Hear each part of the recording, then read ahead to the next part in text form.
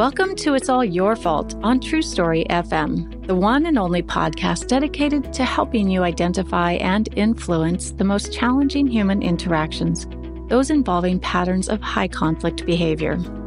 I'm Megan Hunter, and I'm here with my co-host, Bill Eddy. Hi, everybody. We are the co-founders of the High Conflict Institute in San Diego, California, where we focus on training, consulting, and educational programs and methods, all to do with high conflict.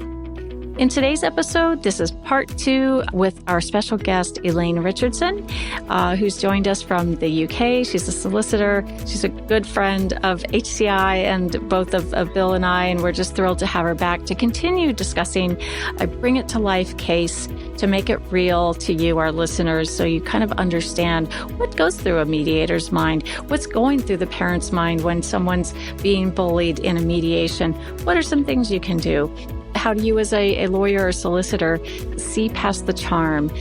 We've talked about some of that in last week's episode, and we'll continue with more of that today. And then we'll wrap up with a little more information from Elaine about some things happening in the UK. First, a couple of notes. Send your high conflict related questions to podcast@highconflictinstitute.com or on our website at highconflictinstitute.com/podcast, where you'll also find all the show notes and links.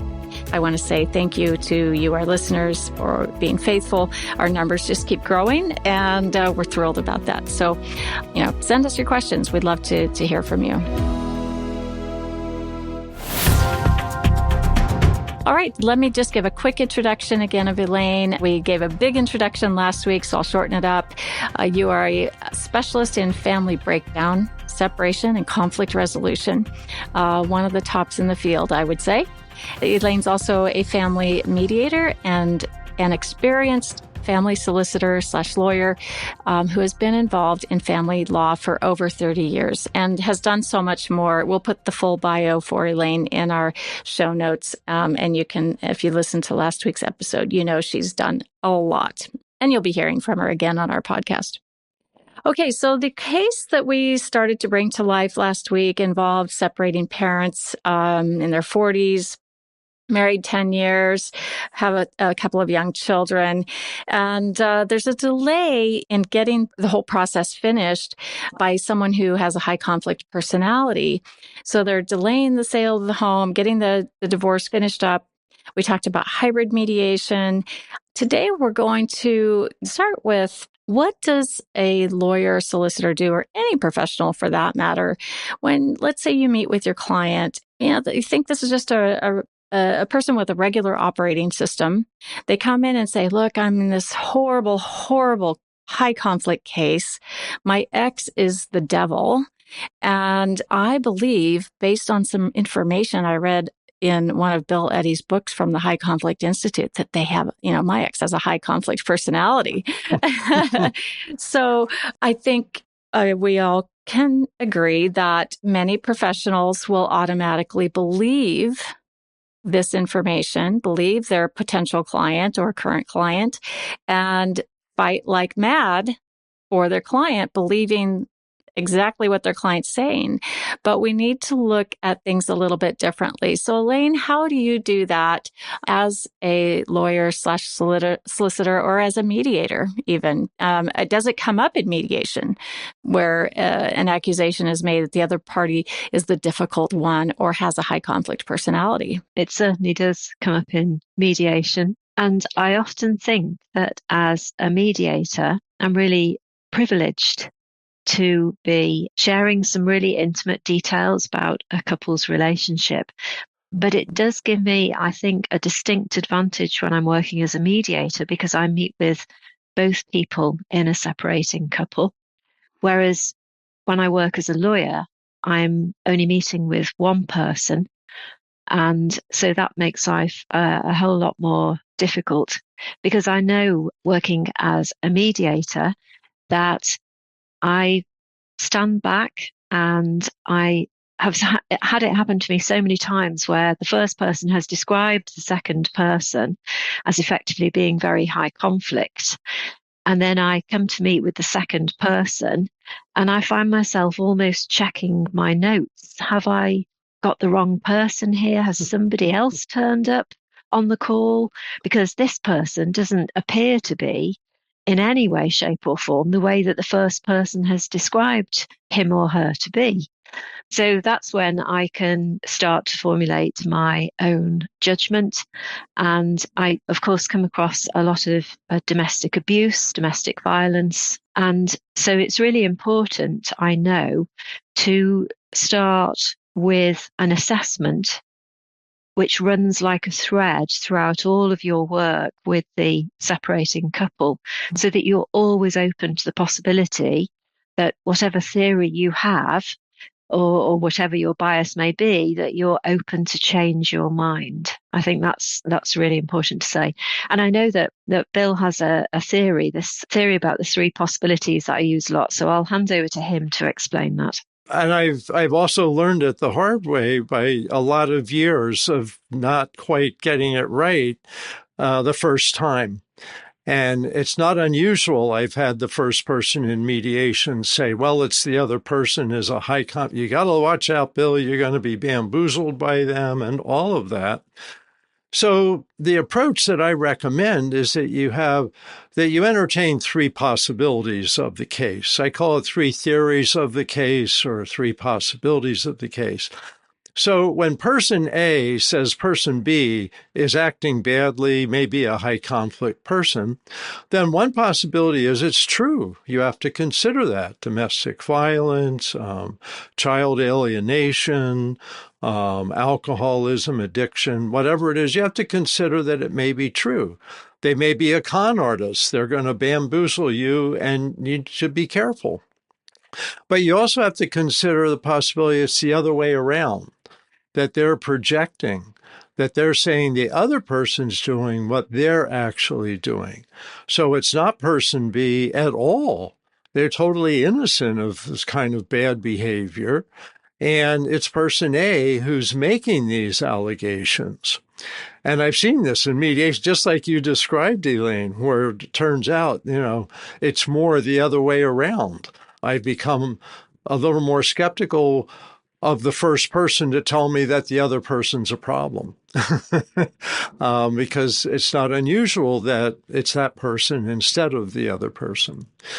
The third possibility is that they both are high conflict. They're both acting badly, and that's going to be a bit rockier as a mediation because you don't have one person that's able to manage themselves pretty well. I believe now, I wondered about this when I first became a lawyer, is whether there's some point at which you really know. And what I would say now, after 40 years as a mediator, 12 years as a therapist, and 30 years as a lawyer, that the best approach is to believe I will never absolutely know for sure. I always have to have an open mind. And I like to say, I don't trust what anybody says more than 95%, including myself, because I never know when my own brain is playing tricks on me, or my own brain says, oh, wow, I really like this person. They couldn't possibly be a jerk. And yet they turn out that they are. So I think we really have to have an open mind, consider these three theories or possibilities of the case, even as an individual lawyer. So when you first meet the client and they tell you these horrible things about the other person, is to be, empathetic. Sounds like it's a hard situation, and to make notes and keep an open mind. And I've come to, with my consultations, tell people out loud that that's how I approach this. I say, I've never met you before. I'm going to work with you for an hour, give you some suggestions. But I don't know, maybe you're the more difficult person. And so I want to tell you how to behave regardless of who you are. And I hope that people get that from my books, that they should behave regardless of whether it's the other person or themselves. And it may be, there's a good chance it's the other person, but always have an open mind. Extraordinarily valuable advice. And I think any of us can get caught in that trap of believing. Sometimes we want to believe A recent case comes to mind where, a large group of people believe that the actual HCP is a saint. The word saint is used. Oh, this person's just a saint. They have no idea this person in the background is abusing the people in their care and destroying reputations and just extraordinary high conflict behavior. So, Elaine, what do you do? Whether you're in the role of a solicitor/lawyer or as the mediator, when you figure out at some point, let's go first with the solicitor role, that your client is the one with the high conflict personality. And then in mediation, if you get it backwards, what do you do at that point? If you believe that your client as a lawyer is high conflict, I would hope that you have set out your boundaries very clearly. And we touched on boundaries, didn't we, in the previous conversation? But it's really important, I think, as a lawyer to have boundaries.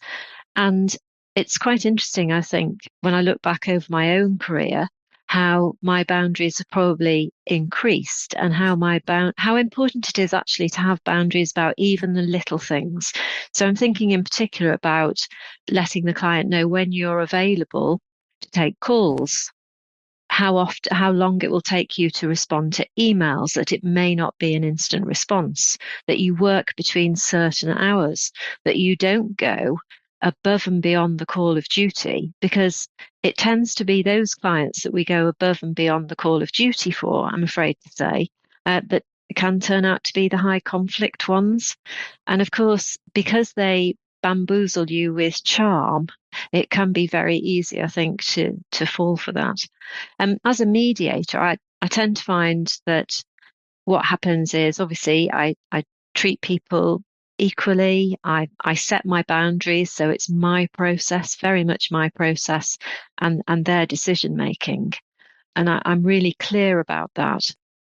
But I think it can often become apparent that perhaps one person is high conflict when you almost push them a bit into an uncomfortable place where they don't want to be, and you challenge them. And then all of a sudden, I often think about it as the real persona will suddenly, their head will appear above the parapet, and you'll think, oh, right, okay, I understand now. And there can be quite a realization. That personality in waiting. Yeah, there's the personality in waiting. But this may not happen straight away. And even with my experience and my training, and I'm sure Bill would say the same, you can still be completely taken by surprise, but it can take some time to assess. But I think I do feel very sorry for the victim of the high conflict person or the bullying person, because they may not have realized until they've come into mediation or until they've gone to see a lawyer. And so on top of everything else that they're having to deal with, this can be an awful lot to take on board. What I find as a lawyer with clients is wanting to teach them how to be successful and not say you're being a high conflict person, you're acting badly, but just say, let me give you some tips about how we can be most effective in this case. One thing I hope we both agree on is that we'll check out rumors about each other. So if somebody tells me you're acting badly, I want to check with you if you're really doing what I'm being told by the other lawyer or the other party. If my client has been in trouble, for example, let's say there was a domestic violence incident and it's my client, I say, you want to get help with this. You want to learn how to manage your emotions, and you want to learn. And so agree to go to a group counseling for domestic violence. And I remember one case I had where I said, a 52-week program might seem long, but you're going to learn so much from that will help you in the future. And a year later, they said I did learn a lot, even though I didn't think I needed that. So I think it's kind of coaching the client on good behavior, especially if someone else says they've acted badly. He can say, well, someone else, the court has made a decision that you acted badly. So I don't know, maybe the court got it wrong, but let's work with the possibility that that's true and what you can do to help yourself. Teaching clients to choose their battles, because high conflict people get in fights constantly, verbal fights, sometimes physical. And so teaching them, choose your battle, don't react to everything. If the other person says you're a jerk, doesn't mean you're a jerk and doesn't mean you have to react to it. You can choose which things to respond to and which not. So I think as a lawyer, there's things you can do if your client is like that. Oh, one more thing I want to add. I sometimes, let's say I have the wife, she comes in and says, my husband's a narcissist. And I'll say, well, I'll never know. But let me tell you, you don't want to say this publicly, because let's say you want to say that in court or you want to say that to mediator or other people. My experience is that most professionals figure if one party has a personality problem, there's at least a 50% chance the other party does as well. And I take polls at seminars and people say, is it one, is it both? And it's about 50-50. So if you tell people your husband's a narcissist, immediately people are going to think there's a good chance that you have a problem. And of course, the men come in and say, my wife's a borderline. She's got borderline mood swings and such. Don't be real excited about bandying those words about. In fact, we don't want you to use them. Let's focus on behavior and what you can do. And if this is true, then you want to behave well rather than focusing on them. Of course, the other problem, Bill, with that is that if somebody accuses the other person of being high conflict, then the whole thing is going to kick off. And if they're parents, this is going to be a disaster as far as their children are concerned. So if you've married a difficult person, that difficult person doesn't change, and you're then divorcing a difficult person. And really, what you need more than anything else are tools and skills to help you manage the situation. And I remember you saying, interestingly, about using BIF in communication, brief, informative, friendly, and firm, that where one person starts using it unbeknownst to the other person, then you can get this sort of mirror behavior back, where the other person then starts using a similar type of communication without even realizing it, which is fascinating. Yeah, you're absolutely right. And sometimes you can say to your client, well, if you're concerned about the other person's behavior, be a role model for good behavior. And this is how you could do that, like the BIF emails. So I'm always pleased when I've had a client as a lawyer at the end of the case where they say, I've learned a lot, and my spouse told me they wish that they had me for a lawyer. That's when I know I've done well. Oh, absolutely. That's brilliant. I love that. Let's take a quick break and we'll be back in 30 seconds.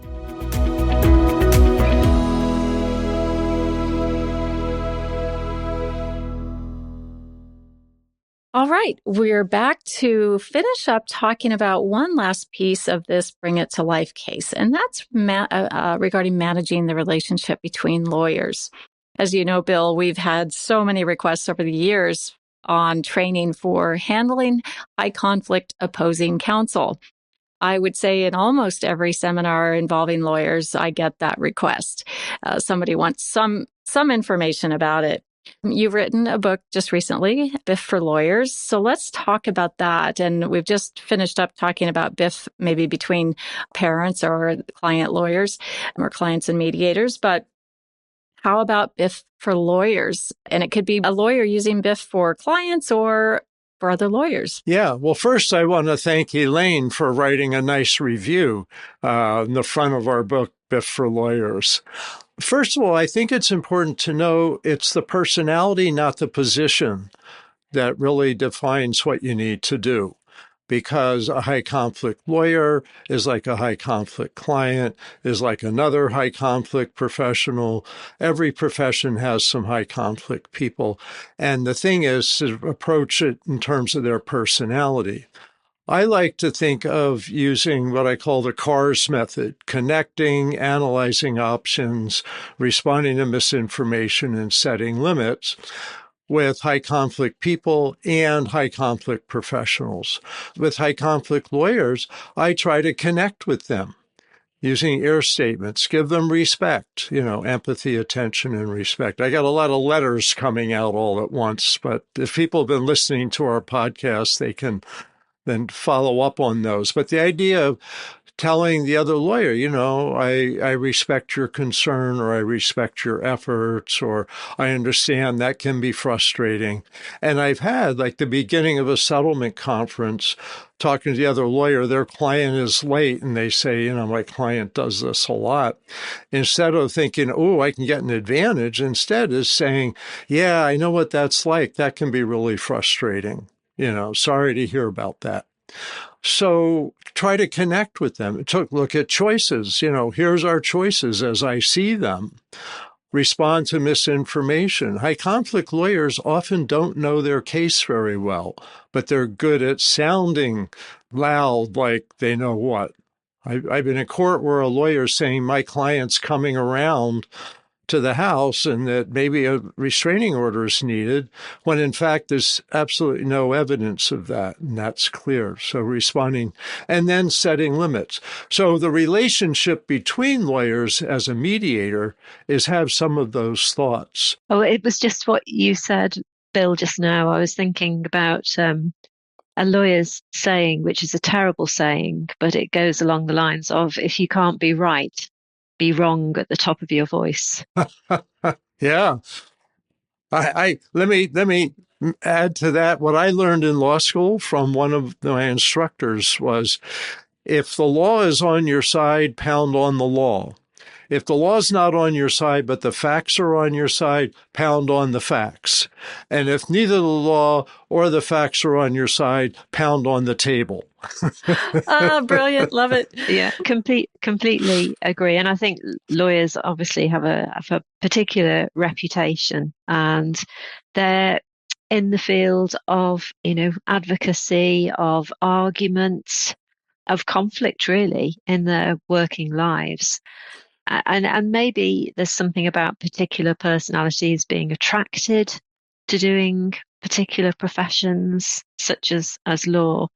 But I think, going back to the case study, it's really tricky as a mediator when you're working with the two lawyers and they don't have the best of relationships. And it's thinking about, whereas it's, I suppose, easier to talk to your mediation clients about skills that they can acquire, which will help. It's a bit more of a challenge, isn't it, trying to propose and suggest that to lawyers, Bill? Yeah, I think, to me, is fiddling with the structure of things. So I think it's good what you mentioned, the idea of meeting with the lawyers before you start the mediation, so you can lay out your process and expectations. And that often helps center things a little bit, even for a high conflict lawyer. What I find, and I found over the years, is fiddling with things like meeting in the middle of the mediation with the lawyers separately, meeting with them together with each other with me, and meeting separately with each, so I can kind of talk through things that they can do. I've had a case settle because one of the lawyers was operating, this was a civil mediation, on an old regulation book. It was a utility mediation, and it's like, oops. And they realized the new regulation made the outcome clear cut. And then the lawyer said, Bill, help me communicate this to my client. So working as a mediator between lawyers, meeting with them separately, and occasionally I've asked the lawyers if I can meet separately with your clients, just the clients together. And I remember one case where having them meet together convinced one of the parties, I think it was the wife, that her husband just was not going to change. And as long as the lawyers were there, she hadn't absorbed that. And they met together and she kind of poured her heart out to him. And he was so cold that she's, okay, I'm done here. I can move on. And so I think fiddling with the structure sometimes can help. I think that's amazing. And that's what I love about mediation is the flexibility of it.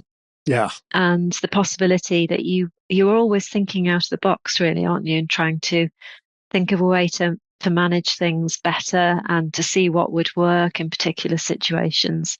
But I think that's a real strength of the process is the flexibility. So just coming back to this case, it seems like all of these are possibilities of what a mediator can do in dealing with an intransigent party, dealing with difficult lawyers, dealing with recognizing, I think, that there's a high conflict person helps you realize you're not going to push for insight. You're not going to overemphasize the past. You're not going to open up emotions. And you're certainly not going to tell them, I think you're a high conflict client. Straighten up, That never works. So I think hopefully this discussion addresses a lot of possibilities. And just to put in a word for mediation, it used to be people thought you couldn't have high conflict cases in mediation, and it's quite the opposite. And I'm very encouraged by Elaine's not only enthusiasm, but implementing so many of these ideas and having them work. So since I've now stopped doing the mediations myself, I want to give you all the support and encouragement I can to hang in there. Thanks.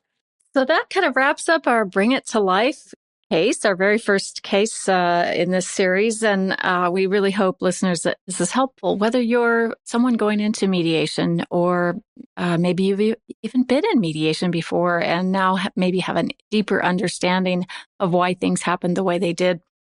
If you're a mediator or a lawyer or solicitor, hopefully you've learned some tips today. We'll put a lot of information in the show notes, a lot of links in there for you as well. But let's talk now and switch into something new that's happening in the UK in family law. So Elaine, what is coming at the end of this month? Thanks, Megan. At the end of this month, we have a rule change, a court rule change. Briefly, the headline news about the rule changes are that there are going to be fewer reasons to excuse yourself from attending non-court dispute resolution. So, in other words, all of those processes, including mediation, early neutral evaluation. There are many processes that don't involve going to court. So the rule change will tighten up so that people have fewer reasons to excuse themselves from doing that. Tighter definitions of what a court counts as an attempt to settle. It wouldn't, for example, be just a couple of letters between lawyers. Early scrutiny by the court that people have attended mediation or whatever other non-court dispute resolution, and now requiring proof to support any claimed exemptions.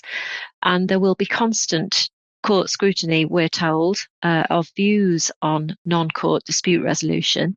And that's going to be done by completing a new standard form before all hearings. The courts will also have the power to adjourn a case for non-court dispute resolution to take place. And there will be stronger costs orders in financial proceedings for a failure to consider non-court dispute resolution. That's the background to it, coming into force at the end of this month.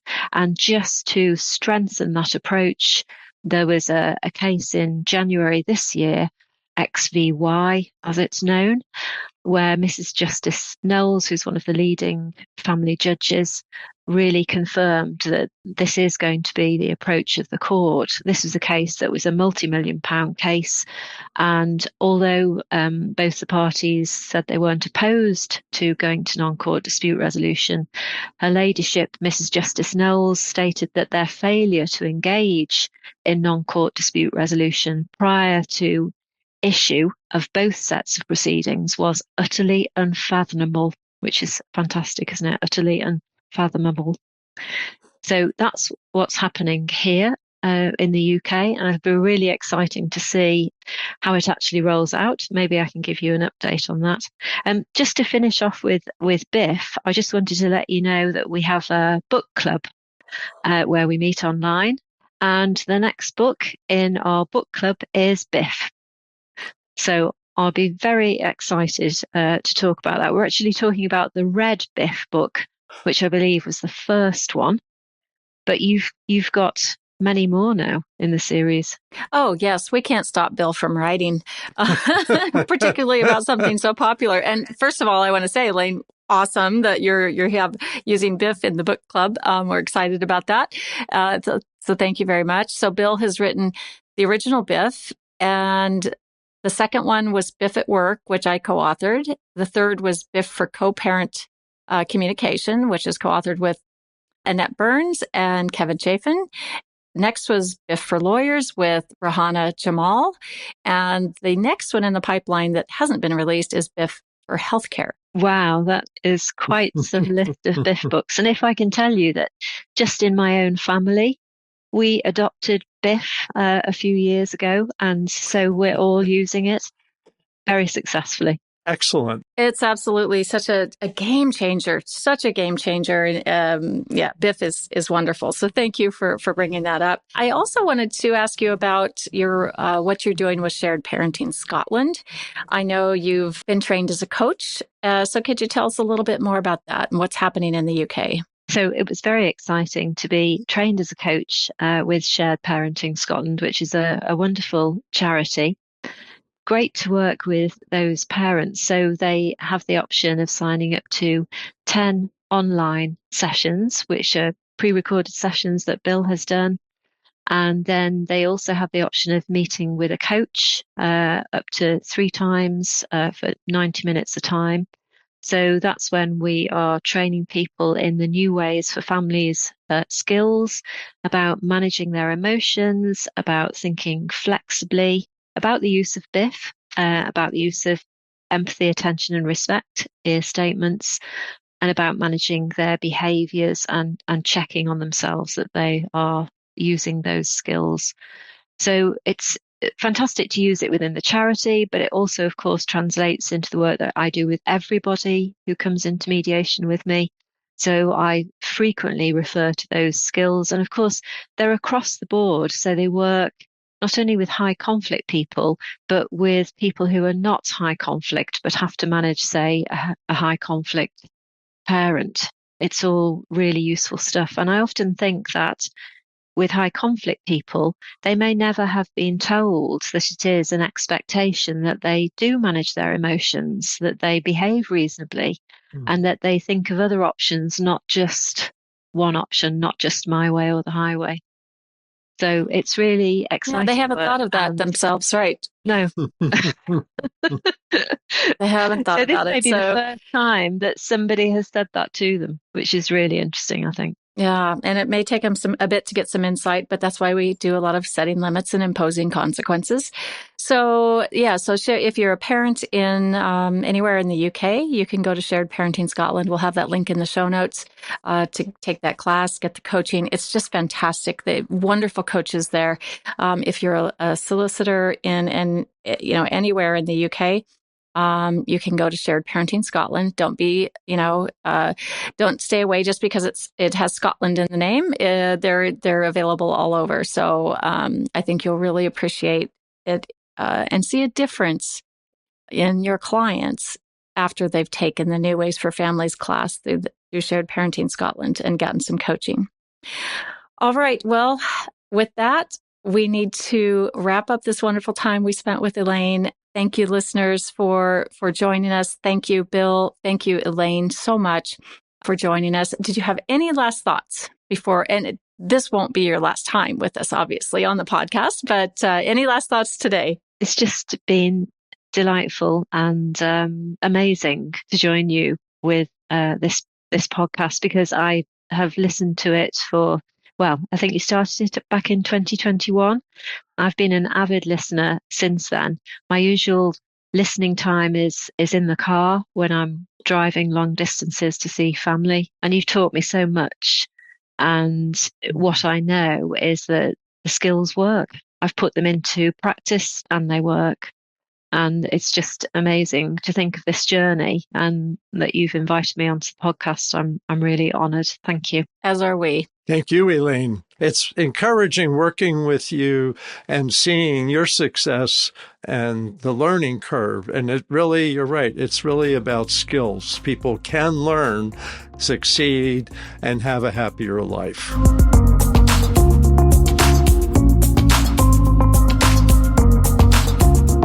All right. Well, thank you again, listeners. Send your questions to podcast@highconflictinstitute.com or submit them to highconflictinstitute.com/podcast. Next week, we'll be talking about workplace conflict, particularly, of course, in relation to high conflict. So join us at that time. And we'd love it if you'd tell your friends about us and your colleagues, and we'd be grateful if you'd leave us a review. Until next time, keep learning and practicing these skills. Be kind to yourself and others while we all try to keep the conflict small. It's All Your Fault is a production of True Story FM. Engineering by Andy Nelson. Music by Wolf Samuels, John Coggins, and Ziv Moran. Find the show notes, and transcripts at truestory.fm or highconflictinstitute.com/podcast. If your podcast app allows ratings and reviews, please consider doing that for our show.